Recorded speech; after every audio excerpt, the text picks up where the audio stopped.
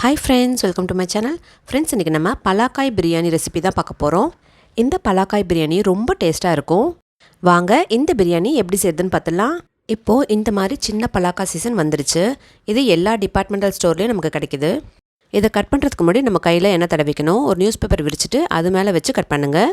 இந்த பலாக்காயில் பால் வரும், அது கீழே பட்டுச்சு அப்படின்னா க்ளீன் பண்ணுறதுக்கு ரொம்ப கஷ்டமாக இருக்கும்.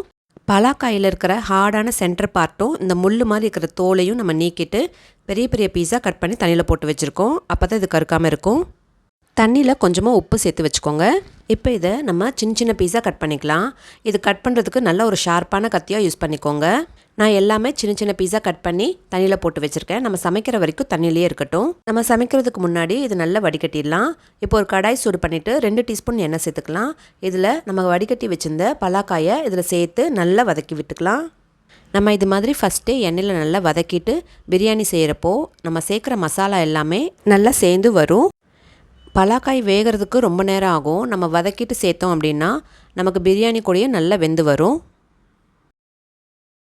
மீடியம் ஃப்ளேம்லேயே வச்சுட்டு நல்லா வதக்கி விட்டுக்கலாம். இதோட கலர் நல்லா சேஞ்ச் ஆகும். இந்த பலாக்காயில் நம்ம பிரியாணி செய்கிறப்போ நான்வெஜ் டேஸ்ட்டில் ரொம்ப நல்லாயிருக்கும். இப்போ பாருங்கள், நல்ல கலர் சேஞ்ச் ஆகி நல்லா வதங்கி வந்திருக்கு. இப்போ இதை நம்ம தனியாக எடுத்து வச்சுக்கலாம். நான் இன்றைக்கி முழு காயுமே இதில் சேர்க்க போகிறதில்ல, பாதி தான் நான் சேர்க்க போகிறேன். ஆனால் நான் இதை வதக்கி வச்சுக்கிறேன். மீதி பாதியை நம்ம கிரேவி செய்யலாம். அந்த கிரேவி ரெசிபி நம்ம அப்கமிங் வீடியோஸில் பார்க்கலாம். இப்போ நம்ம வதக்கி வச்சுருந்த பலாக்காயிலேருந்து பாதி எடுத்து ஒரு பவுலில் சேர்த்துக்கிறேன். இதில் 1 டீஸ்பூன் அளவுக்கு நான் கெட்டி தயிர் சேர்த்துக்கிறேன். இதுலேயே 1/2 டீஸ்பூன் மிளகாய்த்தூள், 1/2 டீஸ்பூன் உப்பு, ஒரு 1/4 டீஸ்பூன் மஞ்சள் தூள் சேர்த்து இது நல்லா கலந்து வச்சுக்கலாம். இது ஒரு 20 மினிட்ஸ் இப்படியே இருக்கட்டும். நம்ம பிரியாணி செய்கிறதுக்குள்ளே இது நல்லா மேரினேட் ஆகும். அப்போ நம்ம சாப்பிடும்போது இந்த பீசஸ்லேயும் அந்த மசாலா கிடைக்கிறப்போ ரொம்ப நல்லாயிருக்கும். இப்போ இந்த பிரியாணிக்கு ஒரு மசாலா அரைச்சிக்கலாம். இந்த மசாலாவை நம்ம வதக்க வேண்டாம், அப்படியே அரைச்சிக்கலாம். நான் ஒரு 10 சின்ன வெங்காயம் எடுத்து வச்சுருக்கேன். ஒரு 4-5 பல்லு பூண்டு, ஒரு சின்ன துண்டு இஞ்சி, 4லேருந்து 5 பச்சை மிளகா, 2 துண்டு பட்டை, ஒரு 3 கிராம்பு, இது கூடயே 1/2 டீஸ்பூன் சோம்பு, இதில் 6லேருந்து 7 முந்திரி சேர்த்துக்கலாம். ஜாதி பத்திரி ஒரு சின்ன பீஸா எடுத்து நம்ம சேர்த்துக்கலாம். இது எல்லாத்தையும் சேர்த்து நல்லா நைஸாக அரைச்சிட்டு வந்துடலாம். கொஞ்சமாக தண்ணி சேர்த்து நல்லா நைஸாக அரைச்சிட்டு வந்துடலாம். மசாலா பேஸ்ட்டும் மேரினேட் பண்ண காயும் ரெடியாக இருக்குது. இப்போ நம்ம பிரியாணி செய்ய ஸ்டார்ட் பண்ணிடலாம். இப்போ ஒரு குக்கர் சூடு பண்ணிக்கலாம். இதில் 2 டீஸ்பூன் எண்ணெய், 2 டீஸ்பூன் நெய் சேர்த்துக்கலாம். இதில் ஷாஹி ஜீரா 1/2 டீஸ்பூன் சேர்த்துக்கலாம். ஒரே ஒரு நட்சத்திர சோம்பு சேர்த்துக்கலாம்.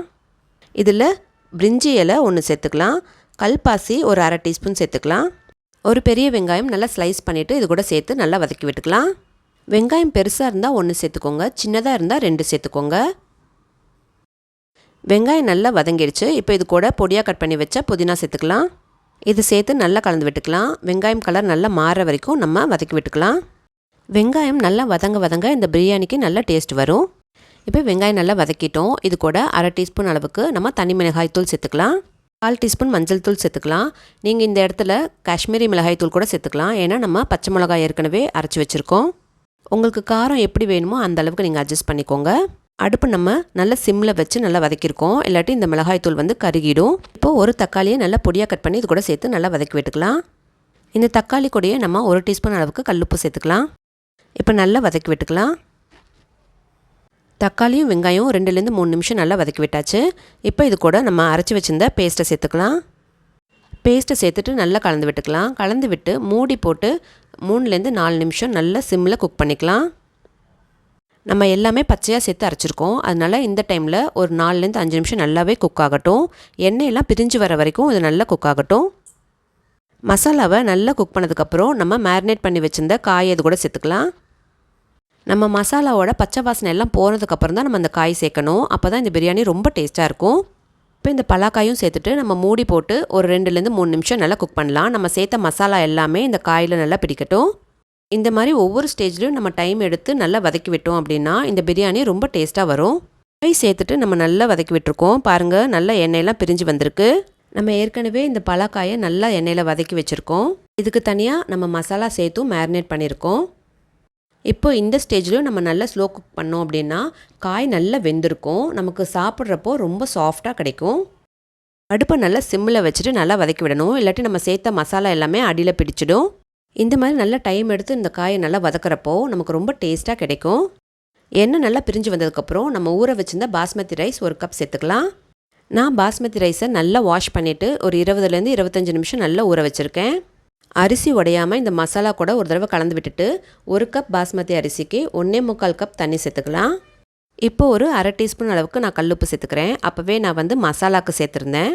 இதில் பொடியாக கட் பண்ணி வச்ச கொத்தமல்லி, அரை டீஸ்பூன் நெய்யும் சேர்த்துக்கலாம். இந்த தண்ணியை நீங்கள் டேஸ்ட் பண்ணோம் அப்படின்னா ஒரு கல் தூக்கலாக இருக்கணும். அப்போது நமக்கு ரைஸ் வெந்து வரப்போ கரெக்டாக இருக்கும்.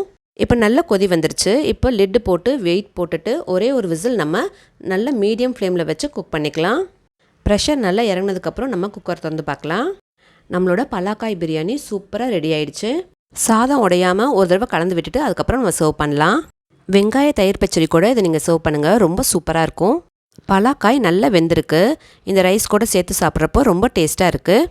ரொம்ப சூப்பரான இந்த பலாக்காய் பிரியாணியை நீங்களும் ட்ரை பண்ணிவிட்டு உங்களோட வேல்யூபிள் ஃபீட்பேக்ஸை எனக்கு கமெண்ட் செக்ஷனில் கொடுக்க மறக்காதீங்க ஃப்ரெண்ட்ஸ். இந்த டேஸ்டியான பிரியாணி உங்களுக்கும் பிடிச்சிருக்கும்னு நினைக்கிறேன். உங்களுக்கு பிடிச்சிருந்தா லைக் பண்ணுங்கள், உங்கள் ஃப்ரெண்ட்ஸ்க்கும் ஷேர் பண்ணுங்கள். தேங்க்யூ ஃபார் வாட்சிங்.